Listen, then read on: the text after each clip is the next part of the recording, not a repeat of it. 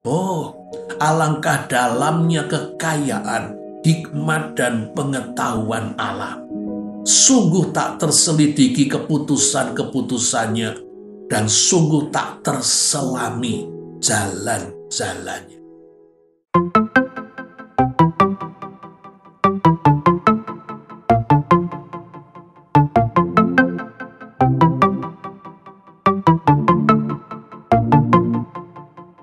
Shalom Bapak Ibu, Saudara-saudari, selamat bertemu kembali bersama dengan saya dalam seri Walking with God.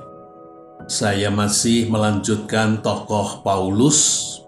Saya akan mengambil bacaan dari surat Roma pasal yang ke-11, ayat 1 dan 2a, lalu meloncat ayat 11 sampai dengan 15. Mari kita berdoa terlebih dahulu.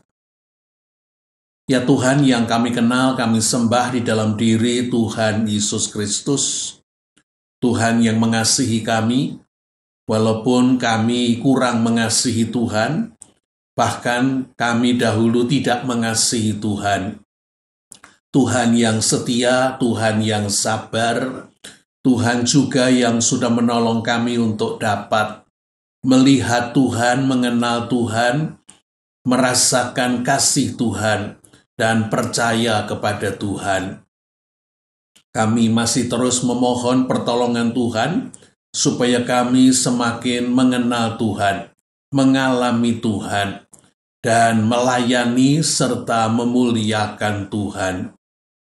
Apabila sekali lagi kami hendak belajar tentang firman Tuhan, kami akan membaca, merenungkan firman Tuhan di dalam kitab suci.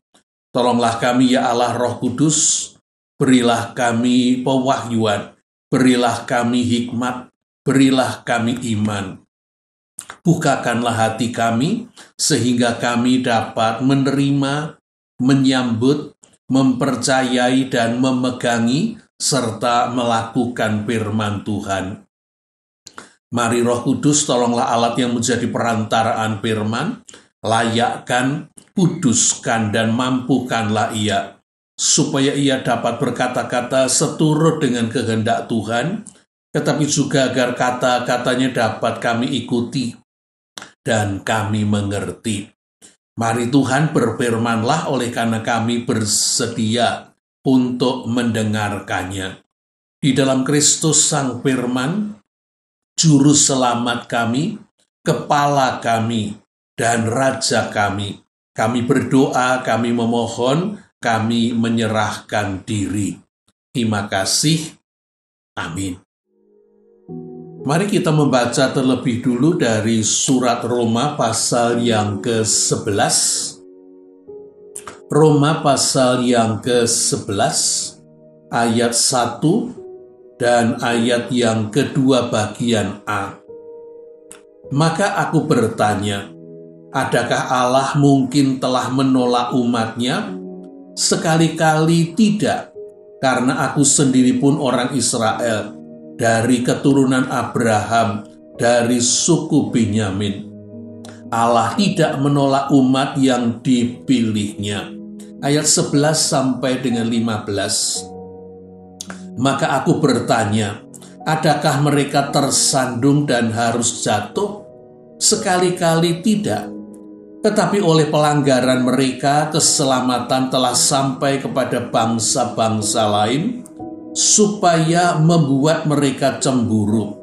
Sebab jika pelanggaran mereka berarti kekayaan bagi dunia, dan kekurangan mereka kekayaan bagi bangsa-bangsa lain, terlebih-lebih lagi kesempurnaan mereka. Aku berkata kepadamu, hai bangsa-bangsa bukan Yahudi, justru karena aku adalah rasul untuk bangsa-bangsa bukan Yahudi. Aku menganggap hal itu kemuliaan pelayananku, yaitu kalau aku dapat membangkitkan cemburu di dalam hati kaum sebangsaku menurut daging, dan dapat menyelamatkan beberapa orang dari mereka. Sebab jika penolakan mereka berarti perdamaian bagi dunia, Dapatkah penerimaan mereka mempunyai arti lain daripada hidup dari antara orang mati? Ibu bapak, saudara-saudari yang dikasihi oleh Tuhan Yesus Kristus, izinkan saya mengawali dengan 3 buah pertanyaan awal. Yang pertama, bangsa Yahudi adalah umat Allah, tetapi menyalibkan Yesus yang adalah Sang Mesias. Masihkah mereka umat Allah? Yang kedua, bagaimana kedudukan Israel sesudah kebangkitan Yesus dan kenaikan Yesus ke surga? Yang ketiga, bagaimana kaitan antara umat Allah Israel dengan umat Kristen pengikut Kristus? Mari kita mulai. Setelah Rasul Paulus dijumpai Yesus dan dipanggil menjadi rasul untuk orang-orang bukan Yahudi, Rasul Paulus memikirkan posisi dan peran orang-orang Yahudi, orang-orang Israel, mereka yang disebut sebagai umat Allah, tetapi menolak Yesus Kristus yang adalah Sang Mesias. Bahkan para pemimpin umat Yahudi telah membunuh Yesus dengan memakai tangan para penjajah Romawi, menyalibkan Yesus. Jikalau Yesus adalah Mesias dan penggenapan nubuat-nubuatan dan janji-janji perjanjian lama, Yesus yang ditetapkan Allah menjadi penebus dan penyelamat umat manusia. Tetapi umat Israel yang semestinya menyambut dan melayani Yesus justru menolak Yesus. Lalu, di mana peran Israel? Paulus mengamati dan mengalami bahwa penolakan orang-orang Yahudi bangsanya sendiri terhadap Yesus masih berlanjut dalam upaya mereka untuk membungkam pemberitaan Injil Yesus Kristus. Bahkan orang-orang Yahudi terus berusaha untuk menangkap dan membunuh dirinya. Di dalam bagian yang lalu kita sudah melihat Rasul Paulus menggambarkan tentang penderitaannya, khususnya yang terkait dengan orang-orang Yahudi. Rasul Paulus menyebutkan bahwa ia 5 kali disesah dan masing-masing 40 kurang 1, 39 pukulan.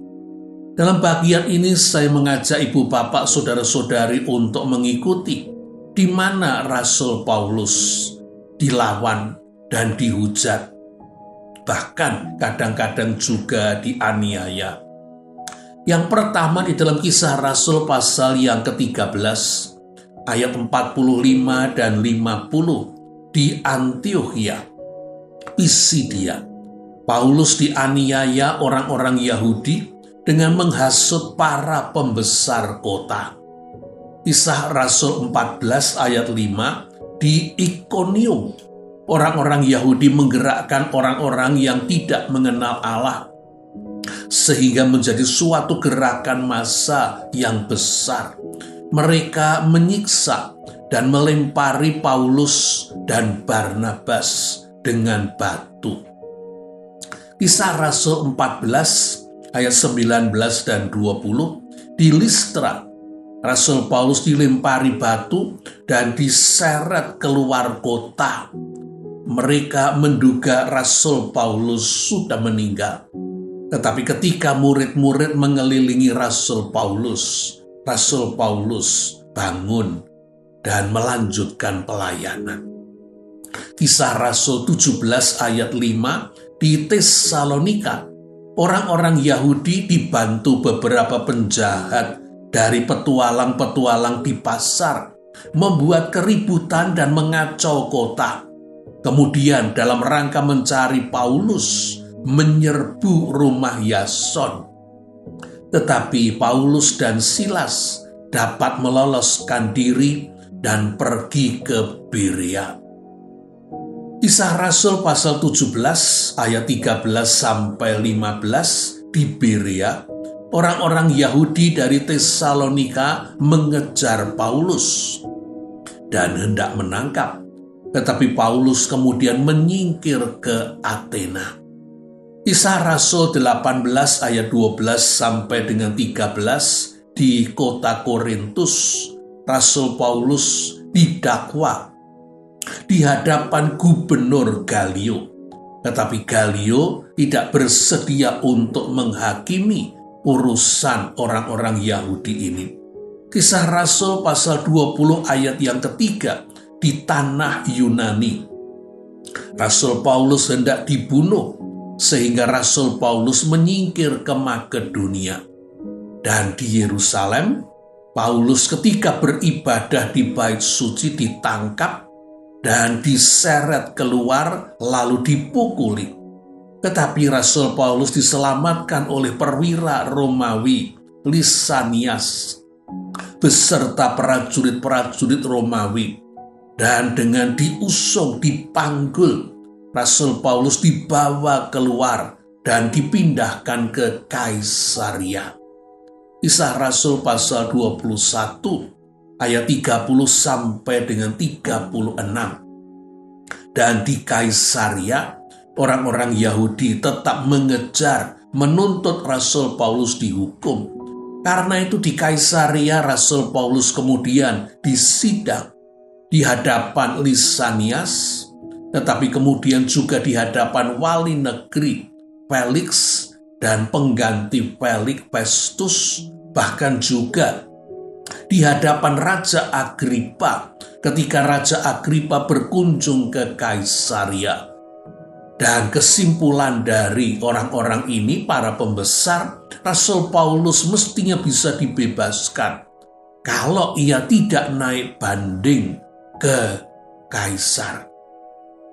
Dan Rasul Paulus kemudian dibawa dari Kaisaria ke arah Roma untuk menghindari ia dibawa kembali ke Yerusalem dan diadili di Yerusalem. Rasul Paulus kemudian dibawa dalam perjalanan terakhir ke Roma sebagai tawanan. Perjalanan yang memakan waktu kurang lebih 1 tahun, lewat laut dan jalan darat, disertai dengan mengalami karam kapal. Rasul Paulus bukan cuma mengamati orang-orang Yahudi tetap melawan Yesus dan pengikut Yesus, tetapi dia saksi, dia yang mengalami aniaya yang dilakukan oleh orang-orang Yahudi terhadap orang-orang pengikut Kristus. Yang kedua, Rasul Paulus memikirkan ulang, apakah Israel sesungguhnya adalah keturunan Abraham yang akan menjadi berkat bagi semua kaum di muka bumi? Di dalam Kejadian 12 ayat 2 dan 3, Tuhan berkata kepada Abraham, "Aku akan membuat engkau menjadi bangsa yang besar dan memberkati engkau serta membuat namamu masyhur, dan engkau akan menjadi berkat. Aku akan memberkati orang-orang yang memberkati engkau dan mengutuk orang-orang yang mengutuk engkau. Dan olehmu semua kaum di muka bumi akan beroleh berkat." Kita tahu Kejadian pasal 12, Tuhan memanggil Abraham oleh karena Tuhan hendak memberkati seluruh umat manusia dengan memakai manusia. Dan yang dipilih pada waktu itu adalah Abraham. Kejadian 12 ayat 7a. Ketika itu Tuhan menampakkan diri kepada Abram dan berfirman, "Aku akan memberikan negeri ini kepada keturunanmu." Dan Kejadian 22 ayat 18, "Oleh keturunanmu lah semua bangsa di muka bumi akan mendapat berkat karena engkau mendengarkan firman-Ku." Ibu, bapak, saudara-saudari, dari apa yang selama ini kita dengar tentang orang-orang Israel terkait dengan Abraham maupun juga dari ayat-ayat yang saya bacakan, apakah ibu bapak saudara-saudari tidak menarik kesimpulan bahwa bangsa Israel lah keturunan Abraham yang akan menjadi berkat bagi semua kaum di muka bumi? Bukankah bangsa Israel sudah mendapatkan tanah Kanaan yang dijanjikan kepada Abraham dan keturunannya? Tetapi di dalam surat Galatia, Rasul Paulus menjelaskan kebenaran yang berbeda dengan pikiran kita. Berarti pikiran kita bukan kebenaran, karena Rasul Paulus mendapatkan dari pewahyuan Allah bahwa keturunan Abraham yang akan menjadi berkat bagi semua kaum di muka bumi bukan bangsa Israel, tetapi Yesus. Kita akan melihat ayatnya. Di dalam Galatia 3 ayat yang ke-16 dituliskan demikian. Adapun kepada Abraham diucapkan segala janji itu, dan kepada keturunannya. Tidak dikatakan kepada keturunan-keturunannya, seolah-olah dimaksudkan banyak orang, plural, jamak, tetapi singular, tetapi hanya satu orang, dan kepada keturunannya, yaitu Kristus. Paulus menulis alasannya dalam surat Galatia pasal yang ketiga. Kristus telah menebus kita dengan, saya ulangi, Kristus telah menebus kita dengan menebus kita dari kutuk hukum Taurat dengan jalan menjadi kutuk karena kita. Sebab ada tertulis, terkutuklah orang yang digantung pada kayu salib. Bumi menolak dan langit menolak, dianggap terkutuk. Yesus Kristus telah membuat ini supaya di dalam Dia berkat Abraham sampai kepada bangsa-bangsa lain. Sehingga oleh iman kita menerima roh yang dijanjikan itu. Galatia 3, 13, 14. Bagaimana caranya Yesus menjadi berkat bagi semua kaum di muka bumi? Oleh karena Yesus menanggung kutuk dosa yang menyebabkan kita tidak mampu melakukan hukum Taurat. Dan dengan tidak mampu melakukan sempurna hukum Taurat, kita terkutuk. Yesus sudah menanggung kutuk kita. Dengan Dia digantung di atas kayu salib, menanggung hukuman, mengalami hukuman, menerima hukuman yang mesti kita terima. Dan dengan kematian dan kebangkitannya, Yesus memberikan hasil kebenarannya, hasil ketaatannya, yaitu kehidupan yang kekal, yang bahagia. Jadi bukan keturunan-keturunan Abraham, yaitu orang-orang Yahudi, bangsa Israel, yang menjadi berkat bagi semua kaum di muka bumi. Tetapi hanya satu orang Yahudi, hanya satu orang Israel, yaitu Yesus Kristus, yang mewarisi janji Allah kepada Abraham, memberkati semua kaum, memberkati semua bangsa, memberkati semua suku bangsa di muka bumi. Kalau begitu kemudian kita berkembang kepada pemikiran yang ketiga. Apakah Israel ditolak oleh Allah? Rasul Paulus berusaha untuk memahami tentang peran orang-orang Israel ini. Paulus menemukan kebenaran yang kemudian ia tuliskan tentang bangsa Israel, orang Yahudi, di dalam surat Roma pasal yang ke-9, pasal yang ke-10, dan pasal yang ke-11. Mungkin kesimpulan kecil sementara Paulus ada di Roma 9 ayat 31. Israel sungguh pun mengejar hukum yang akan mendatangkan kebenaran, tidaklah sampai kepada hukum itu. Mengapa tidak? karena Israel mengejarnya bukan karena iman, tetapi karena perbuatan.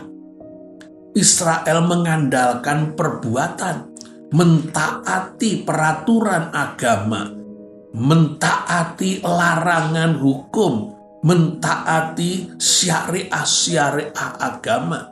Tetapi keselamatan datang oleh karena iman. Pembenaran datang karena iman.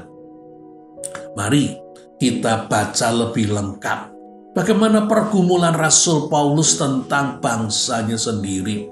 Bagaimana isi hati Paulus. Saya menemukan di dalam Roma 9 ayat 1 sampai dengan 3. Aku menyatakan kebenaran dalam Kristus. Aku tidak berdusta. Suara hatiku turut bersaksi dalam Roh Kudus bahwa aku sangat berduka cita dan selalu bersedih hati. Bahkan aku mau terkutuk dan terpisah dari Kristus demi saudara-saudaraku, kaum sebangsaku secara jasmani. Luar biasa. Saya menemukan hanya 2 orang yang merelakan tempatnya di dalam kerajaan Allah hilang. Satu adalah Musa dan satu lagi adalah Paulus. Aku mau terkutuk dan terpisah dari Kristus demi bangsaku, orang-orang Israel. Saya menemukan lebih lanjut keinginan dan kerinduan Paulus di dalam Roma 10 ayat 1 sampai dengan 4. Saudara-saudaraku, keinginan hatiku dan doaku kepada Tuhan ialah supaya mereka diselamatkan. Sebab aku dapat memberi kesaksian tentang mereka, bahwa mereka sungguh-sungguh giat untuk Allah, tetapi tanpa pengertian yang benar. Sebab oleh karena mereka tidak mengenal kebenaran Allah, dan oleh karena mereka berusaha untuk mendirikan kebenaran mereka sendiri, maka mereka tidak takluk kepada kebenaran Allah. Sebab Kristus adalah kegenapan hukum Taurat, sehingga kebenaran diperoleh tiap-tiap orang yang percaya. Bangsa Israel giat untuk Allah, tetapi itu berusaha untuk mendirikan kebenaran mereka sendiri. Berusaha untuk mendapatkan kebenaran, berusaha untuk mendapatkan pembenaran dengan kekuatan sendiri, prestasi kesalehan. Dan Musa melalui hukum Taurat sudah mengatakan tidak ada orang yang dibenarkan karena hukum Taurat. Karena tidak ada orang bisa melakukan perintah-perintah Taurat dan melakukan larangan-larangan Taurat dengan sempurna. Rasul Paulus melanjutkan pergumulan, perenungan, dan pemikirannya. Maka aku bertanya, adakah Allah mungkin telah menolak umatnya? Sekali-kali tidak. Roma 11 ayat yang pertama. Jadi bagaimana? Israel tidak memperoleh apa yang dikejarnya. Tetapi orang-orang terpilih, kita yang percaya dalam Kristus telah memperolehnya. Roma 11 ayat 7a.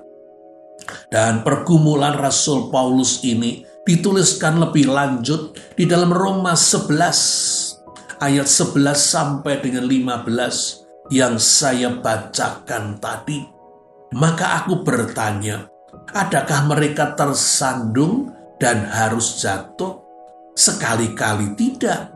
Tetapi oleh pelanggaran mereka, keselamatan telah sampai kepada bangsa-bangsa lain, supaya membuat mereka, orang-orang Yahudi, cemburu. Sebab jika oleh pelanggaran mereka, berarti kekayaan bagi dunia. Dan kekurangan mereka, kekayaan bagi bangsa-bangsa lain. Terlebih-lebih lagi kesempurnaan mereka. Roma 11 ayat 11 dan 12. Aku berkata kepadamu, hai bangsa-bangsa bukan Yahudi, Justru karena aku adalah rasul untuk bangsa-bangsa bukan Yahudi, aku menganggap hal itu kemuliaan pelayananku, yaitu kalau aku dapat membangkitkan cemburu di dalam hati kaum sebangsaku menurut daging dan dapat menyelamatkan beberapa orang dari mereka.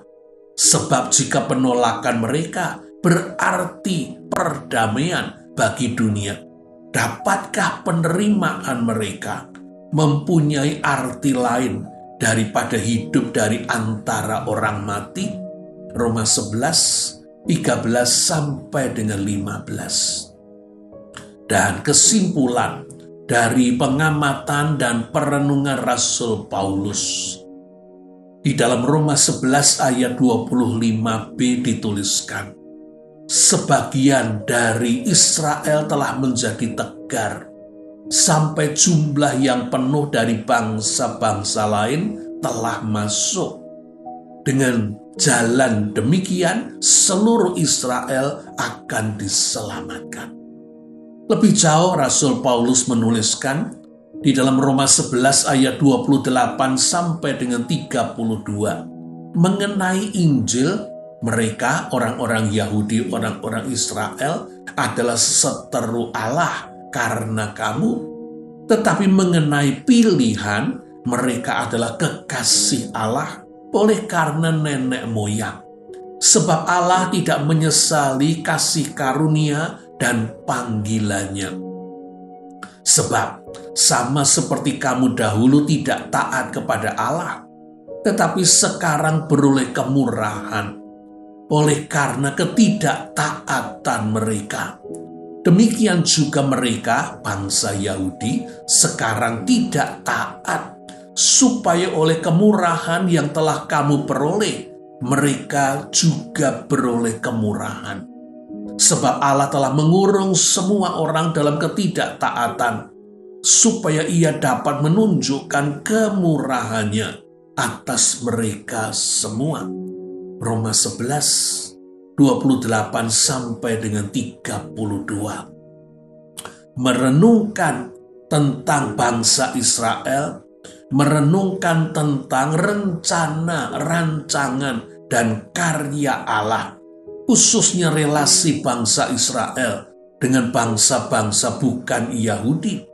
Penolakan bangsa Israel terhadap Yesus berarti kemurahan bagi bangsa-bangsa bukan Yahudi, membuka pintu Injil keselamatan bagi bangsa-bangsa bukan Yahudi.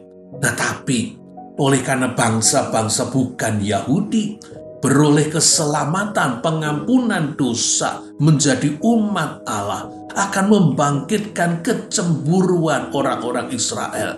Dan pada waktu itulah mereka akan kembali, akan bertobat. Oleh karena itu perjanjian lama menubuatkan tentang sisa yang akan kembali.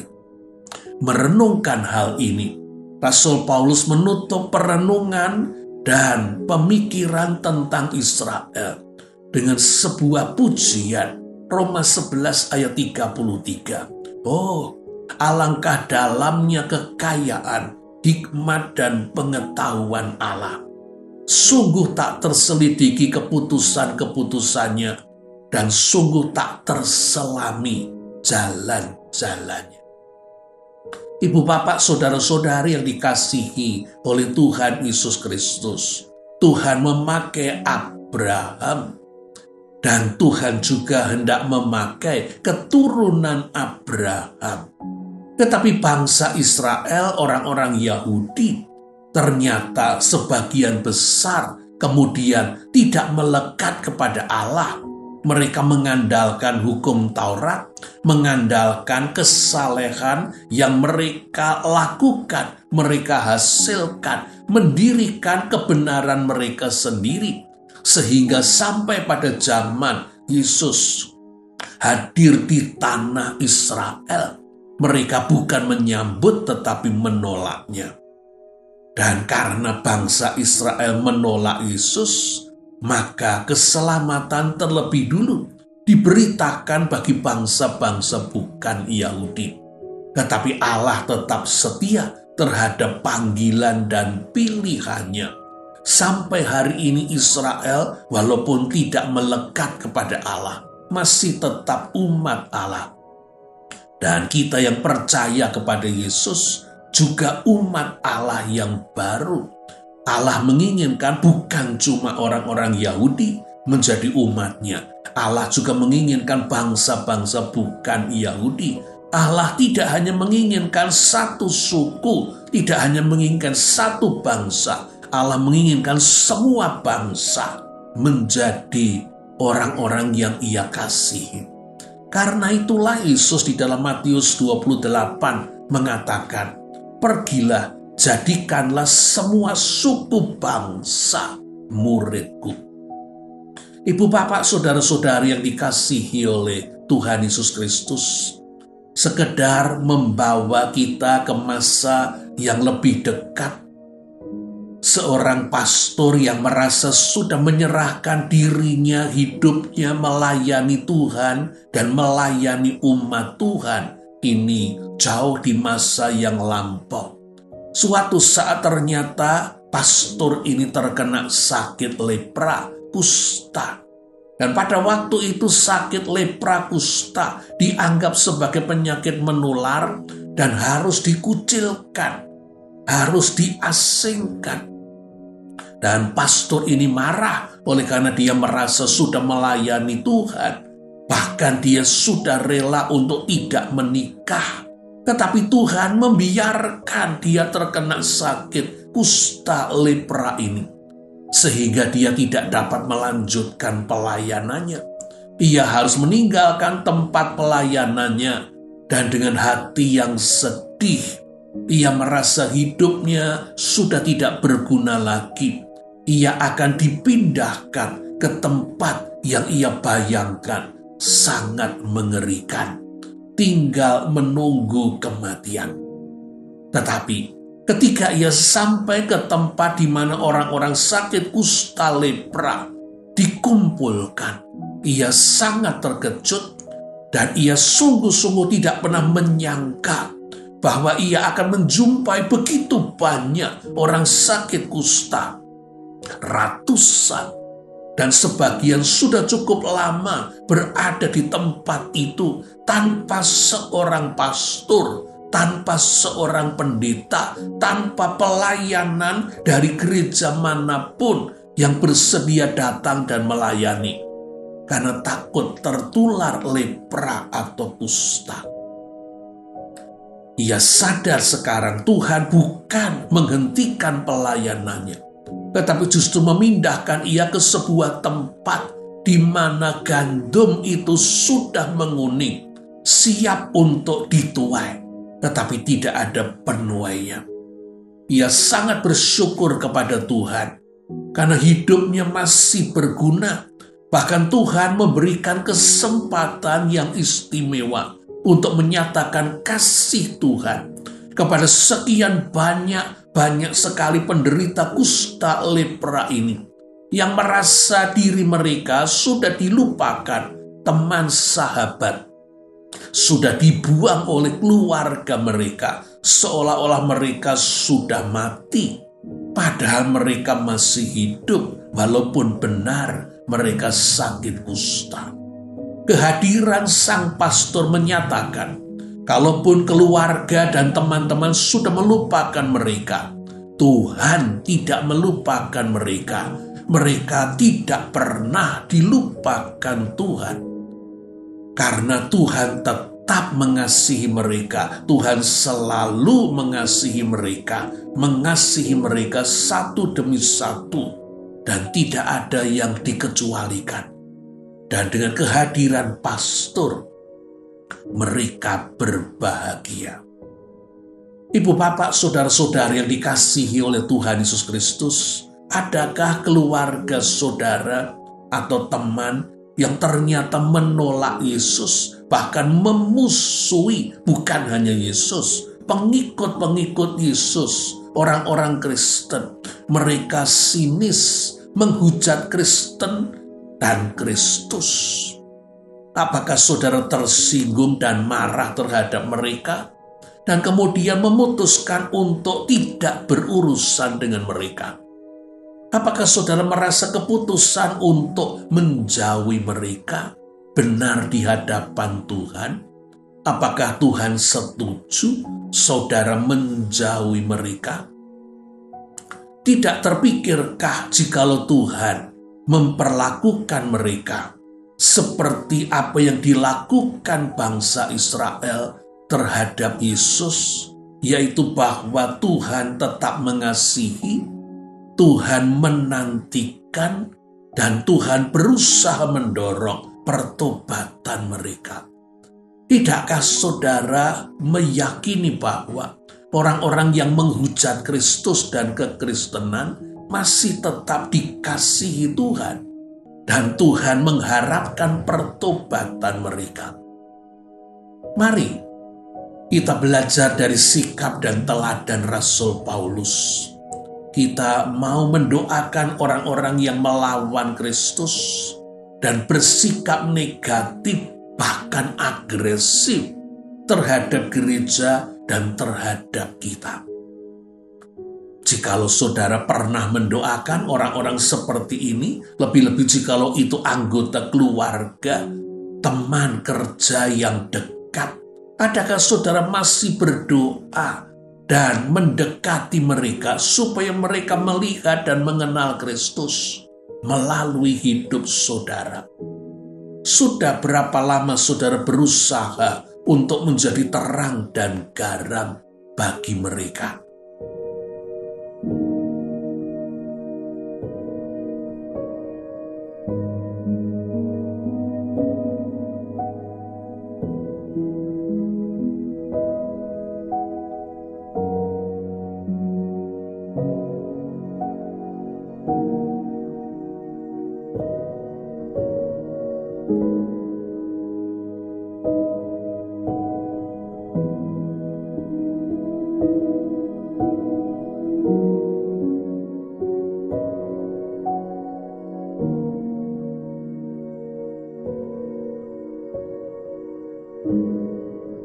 Apakah saudara mengalami penolakan?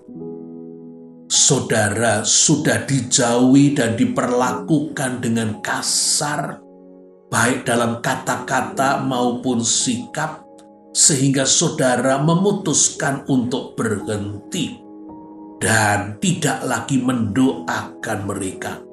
Adakah hati nurani saudara damai? Ataukah kita ternyata walaupun diperlakukan dengan buruk, dijauhi, bahkan diperlakukan dengan kasar? Mereka bisa kasar, kita tidak harus ikut kasar. Mereka menjauhi, kita tidak harus ikut menjauhi. Karena Tuhan yang di dalam diri kita ingin mengasihi mereka, ingin menyatakan kasih-Nya kepada mereka. Dan kitalah yang diutus untuk hadir di tempat mereka. Mari kita melakukan bagian kita. Terpujilah Tuhan, Bapa, Putra, dan Roh Kudus. Haleluya. Amin.